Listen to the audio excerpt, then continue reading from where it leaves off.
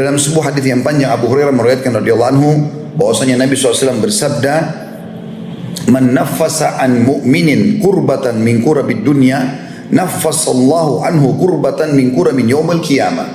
Barang siapa yang melapangkan satu kesusahan dunia yang ditimpa kepada seorang mukmin, maka Allah akan melapangkan darinya satu kesusahan di hari kiamat nanti. Teman-teman coba renungi potongan ini dulu. Pernahkah kita berpikir teman-teman kalau kita ini akan meninggal dan akan dibangkitkan pada hari kiamat? Setampan apapun wajah Anda, ya, sehebat apapun Anda menjaga kesehatan, titel bertumpuk-tumpuk, begitu juga dengan jabatan, kekayaan dan seterusnya. Satu waktu Anda akan dibungkus dengan 2 lembar kain kafan, sebagaimana waktu kita lahir dibungkus dengan selembar selimut, dan kita akan dibawa dengan geranda yang ada di masjid. Selama ini kita cuma lihat saja, dan kita akan masuk ke liang lahat itu. Sehebat apapun itu. Bukankah ahli bela diri banyak seperti Bruce Lee mati juga? Bukankah banyak binaragaan sudah meninggal dunia? Bukankah banyak raja-raja dunia? Bukan cuma mereka, manusia biasa. Para nabi-nabi pun wafat. Kita pun akan seperti itu. Dan kita akan dibangkitkan pada hari kiamat. Yaumul Qiyamah, dalam surah Al-Qiyamah juga Allah sebutkan. Kita juga mengatakan dalam surah Al-Fatihah, Maliki Yaumiddin, tentang hari pembalasan, hari kiamat. Ini sebuah konsep dasar iman seorang muslim. Kita akan dibangkitkan teman-teman sekalian. Wa may ya'mal mithqala dzarratin khairan yara. Siapa yang buat kebaikan seperti biji sawi dia akan lihat. Wa may ya'mal mithqala dzarratin syarran yara. Siapa yang buat seperti biji sawi dari keburukan dia akan lihat. Yarah artinya diperlihatkan dan akan dipertanggungjawabkan dan diberikan balasannya. Serta diberikan balasannya. Kalau baik dia akan dapat balasannya walaupun kecil. Kalau perbuatan dosa pun dia akan dapat hukumannya walaupun kecil. Seperti itulah. Kita yakin itu, dan itu rukun iman kita yang kelima. Di hari kiamat nanti, orang akan berharap bisa mendapatkan satu buah pahala. Berharap kembali ke dunia, senyum dengan muslim meninggal. Sujud sekali meninggal. Bahkan dalam satu surah Al-Quran Allah sebutkan dalam surah Munafikun tentang masalah bagaimana orang-orang pada saat meninggal nanti berharap dia bisa menginfak, diterlambatkan umurnya agar bisa menginfakkan seluruh hartanya.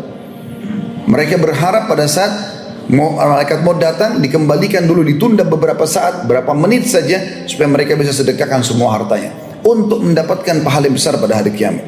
Salah satu yang mulia di sini adalah hadis ini, potongan pertama hadis yang merupakan bagian daripada akhlak setiap muslim yang menyelesaikan satu perkara muslim di dunia, apapun sifatnya itu, seringan apapun, mungkin hanya sekedar dia tanya nomor telepon, mungkin hanya sekedar minta alamat, mungkin hanya sekedar minta nasihat, mungkin lalu kita berikan kepada dia, maka Allah akan menyelesaikan dia dari permasalahan yang akan dihadapi pada hari kiamat. Mungkin Anda butuh sebuah pahala, orang itu akan tolong nanti. Mungkin Anda butuh pengampunan dosa, Allah akan maafkan. Mungkin pahala Anda dengan dosa berimbang 100-100. Anda tidak bisa masuk ke dalam surga, lalu datanglah pertolongan karena pernah menolong seseorang ini.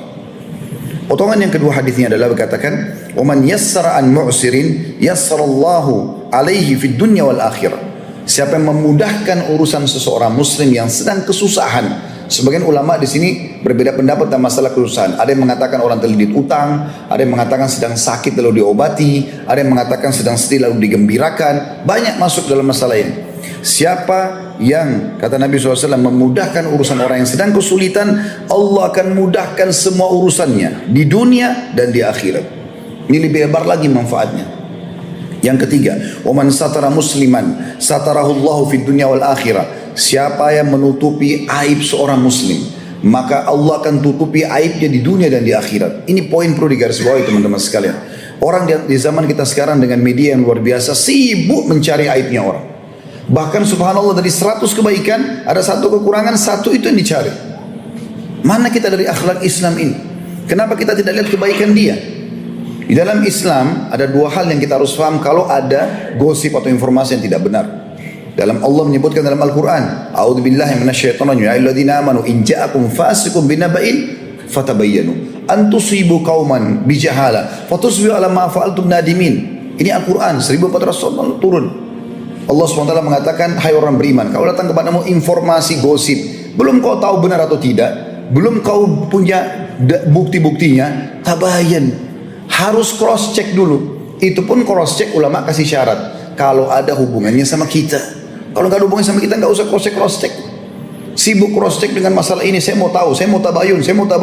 Tabayun apa? Urusannya sama kamu apa?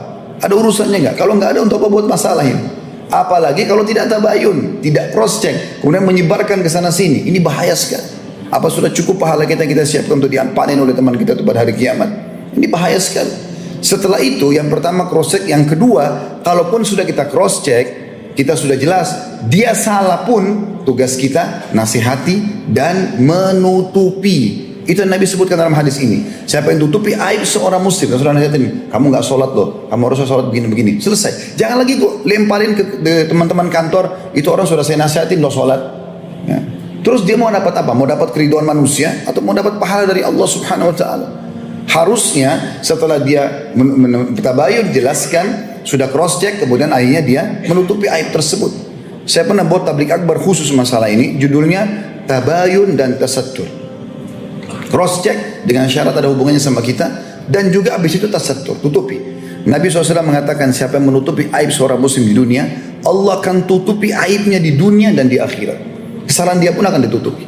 Sebaliknya teman-teman, renungi hadis ini. Ada hadis sahih riwayat Imam Ahmad, kata Nabi SAW, dan siapa yang sengaja mencari-cari aib saudaranya, maka Allah akan bongkar aibnya walaupun dari dalam rumahnya sendiri.